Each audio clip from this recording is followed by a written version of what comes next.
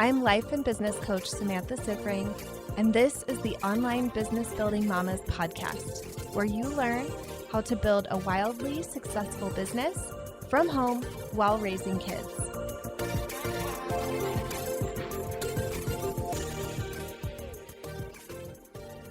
Hello, mamas!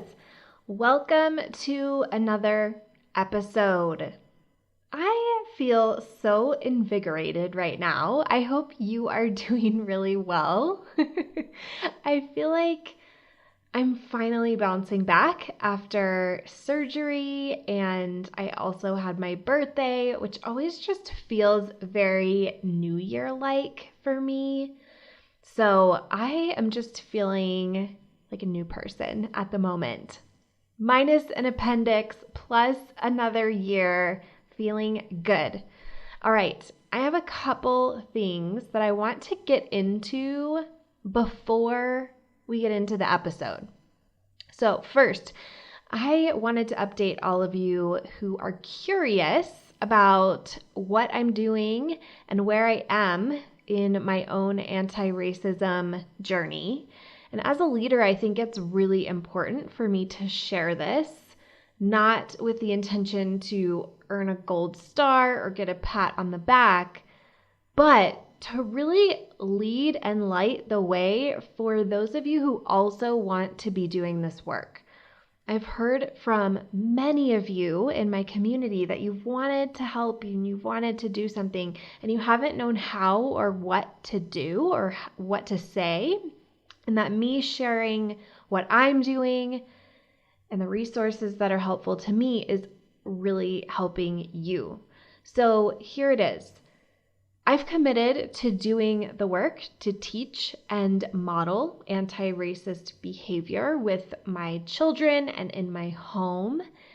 I've committed to taking action to advance racial equity in the organizations that I volunteer with, and to doing the work to make my business a truly anti-racist company. I'm expanding my media from who I follow on social media to the authors I'm reading and the shows I watch and the podcasts I listen to. I'm looking at the businesses that I'm giving my money to and looking for opportunities to be choosing a Black-owned business where possible. I'm looking at who gets my vote on everything from local judges to Senate primaries and beyond. I'm financially supporting causes that fight racism. And I've hired an anti-racism coach to help me take these steps and to identify more ways that I can make an impact in my business, in my life, in my community, and our country. I think that when we look at history and we wonder how the mass population at the time could have just sat by while horrible things were happening, we need to realize that it looks like this. It looks like how our life has been. It looks like choosing to stick your head in the sand, opt out of following the news, insulate yourself from the perspectives of other people, and stay silent because you don't know what to say. And if you have been that person who's learned about history and you feel like you would have done something about slavery or the Holocaust or during the Civil Rights Movement or any other historical event, if you think that you would have done something and stood up and been a part of the positive change, you really need to think about what you're doing now and what you can do now, because I know that you care. And I know that you want to do good, and I know that you can. So I invite you to come with me in this process to do your own work on this and to really find your place in this movement. All right, next, I've created a new training, and I am really excited to offer it to all of you. It's coming up really quick too. So this is happening on June 25th. I'm going to be offering a free live training about making money online. I believe that there has never been a better time for women to become financially independent than right now. And yet there's a lot of BS and confusion about how to do that with your online business. So I want to cut through all the noise and show you what actually works. I'll be teaching you how to use my equation for money, no matter what kind of business you have or how you're marketing that business. I'm going to show you the 3 essential beliefs that must be in place to make money with that equation, and the mistakes that almost every entrepreneur makes that stop them from making money, and how you can either stop doing them or skip them altogether. This is a live training on Zoom, and all you have to do is register. It's June 25th at 12 p.m. noon Eastern, and you can register at bit.ly/moneyequation, bit.ly/moneyequation. All right, let's get into it. A few days ago, my clients asked me about failure and failures that I've had while building my business. I tend to attract really high-performing, super smart women as clients. These are women who have typically been star students and achieved everything that they've gone after prior to building a business. Building a business totally knocks them on their asses, and their confidence in themselves suffers. They start to think that they aren't cut out for building a business, and this couldn't be further from the truth. What's actually happening here is that people who were great students and generally high performing are actually typically what I call failure fragile. This means those of us who were amazing in school do not know how to fail. We've avoided it like the plague throughout our lives and been rewarded for avoiding it. So faced with the amount of failure that's required to become a successful entrepreneur, we crumble. I know this is really crappy news. I get it. I'm with you. I was always the A student and teacher's pet kind of person. And I still remember the day that I found out at age 21 that my blood type was A positive. I got an A+ on the blood test. I was thrilled about that, and it really felt like it validated my identity as somebody who gets A's. And when I went to build a business, I brought this same identity. I am someone who gets A's. But building a business doesn't come with a rubric for an A.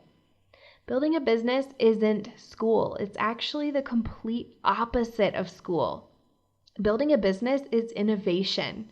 It's doing something that hasn't been done before versus meeting expected criteria. It's drawing on a blank piece of paper versus coloring in a coloring book. The way to build a business is to fail, to get F's over and over, to learn all the ways that it doesn't work. Building a business is like being Thomas Edison inventing the light bulb, trying 10,000 different types of filament before you find the one that works. And in our businesses, the faster we speed up the process from failure to failure and speed up the lessons that we're learning in between, the faster we hit success. But when we're failure fragile, when we're so inexperienced with failure and we avoid failure really well, we tend to spread out the period of time between our failures. We tend to quit, and we tend to avoid taking the risks that are really necessary to build the businesses we truly want to have. So today, I'm going to be talking about how to stop being failure fragile and what to do instead. From one A student to another, this is exactly what you need to stop holding yourself back and start doing what it takes to create the successful business you are dreaming of. First, Let's dissect what's happening in our brains when we are failure fragile. When we have a strong association with being a high achiever and being successful with what we do, it leads us to only want to do things we know we will be good at. It leads us to take smaller steps in our businesses, and at the first hint of failure, totally shut down. We think that failure is the opposite of success and achievement. So if we're failing, we're headed in the wrong direction. But actually, we're headed in the right direction, the direction of taking action. Failure fragile wants to stay comfortable, safe, and feeling good. If we can't feel that way, we don't want to try. When we're failure fragile, the main problem is that failure is so foreign to us. We have an intolerance to it. We have no exposure to it. We aren't sure that we can survive it, let alone grow and benefit from it. The reason we have this cultural idea of school dropouts being successful in business is that somebody who has experienced failure and survived knows that they survive when they fail. So failure is not daunting to them. It doesn't freeze them into inaction. It doesn't faze them. Failure is just a part of how life is. But I want you to know that A students and the failure fragile can build successful and super profitable businesses. I am one of them. My first year of business, every single thing I did failed. Here are some examples. I created 3 courses. I sold none of them that entire year. Nobody bought any of them. I ran Facebook ads, and that didn't work to create any clients. I created multiple freebies that got me nowhere. I offered a free live training that nobody came to. I offered free 8 weeks of coaching to 6 different women. None of them completed the 8 weeks, let alone sign up for paid coaching. And I paid for leads from a website that amounted in my first paid client who paid me $40 for 1 session and then ghosted me forever after that. In my second year, I did some more failing. In that second year, I offered people month-to-month coaching contracts, and all of my clients quit when it was hard, so none of them got results. I did most of my consults horribly wrong for most of that year. I talked to at least 100 women on the phone, and I didn't sign most of them as clients. I did a series of Facebook Live interviews where I promoted other businesses, and I didn't make offers for my own business at all. I started a podcast, this one, that wasn't really clearly relevant to my business. It used to have a different name and a different focus, and I also didn't even promote it very much, and it definitely didn't create clients for me at all that year. I rarely made offers in my own Facebook group, so I didn't sign clients from that group for most of the first year that I ran it. And I ran a mastermind group for $50 a month, and it started off with like 6 people in it, and then half of them quit before the end of the 6 months. All of these things were so embarrassing and shameful at the time. I haven't talked about a lot of these stories, and so when I shared these with my clients, they were kind of surprised, and I even felt surprised. This is like not how I think of my business now, and it's kind of interesting to think back at all the fails. I was even saying like, it is so impressive that anybody signed up with me in the second year of my business, especially the first half of that second year, because I had no freaking clue what I was doing, but I was getting out there. So here's the difference between year 1 and year 2 for me. In year 1, I shut down between my fails. I took prolonged breaks for months at a time in my business. I didn't work consistently, and I didn't learn from my failures. In my second year, I never took unplanned breaks from my business. In fact, I worked at least a little bit almost every day. I started studying my failures, taking one lesson from each one, and then repeating the same thing over with that one tweak made to it. I did this repeatedly in my networking, in my discovery calls, in the offers I made, and with my clients. And eventually, things really started working. I hit 2K months, then 5K months over the course of that second year. I made $42,000 in my business that year, and in the next year, I made $210,000. I did that in large part because of the foundation that I had built from the previous work I did, even in the year that I only made $40 in my business. So, how did I make this shift?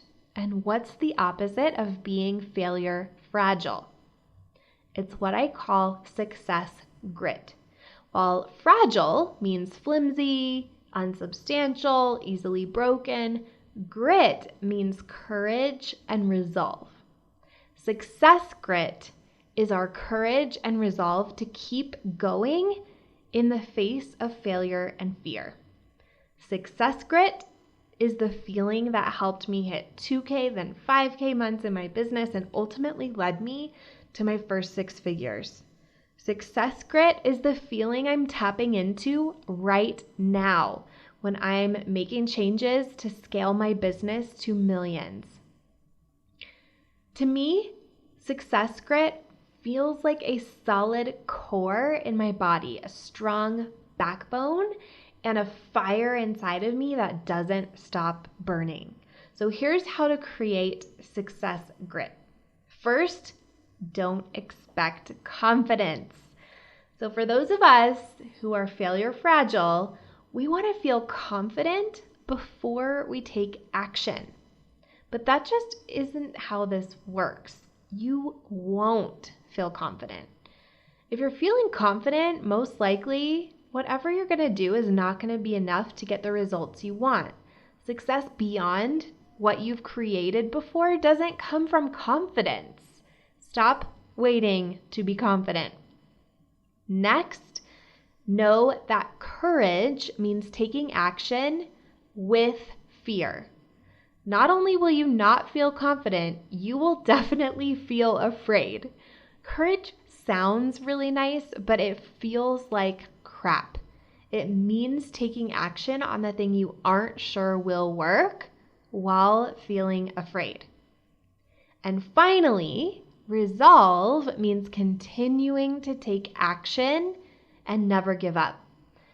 To have taken courageous action on the thing you weren't sure would work, discover that it doesn't work, and then evaluate to find out why you think it didn't work, and then try it again with one tweak.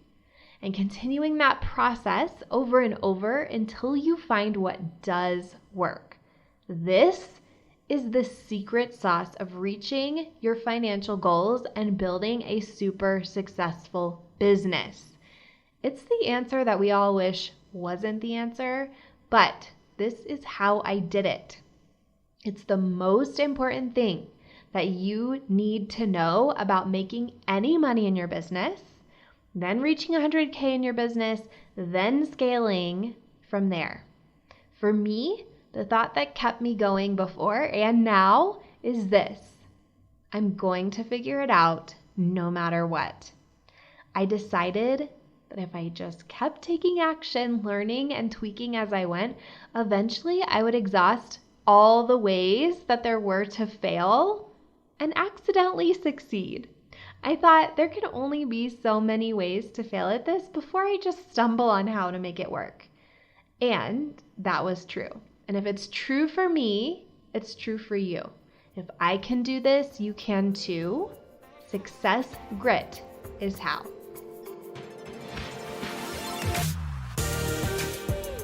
If you like this podcast, I want to invite you to coach with me over in my program, Mama to CEO. There's you, and there's the consistent income you want to make in your business, and I help you remove everything standing in between. It's lifetime access for mastering your marketing, sales, time, and everything else you need to have the business and life you really want. Whether it's making your first 1,000 or 100,000, I can help you do it. To join, go to mamatoceo.com, MAMATOCEO.com.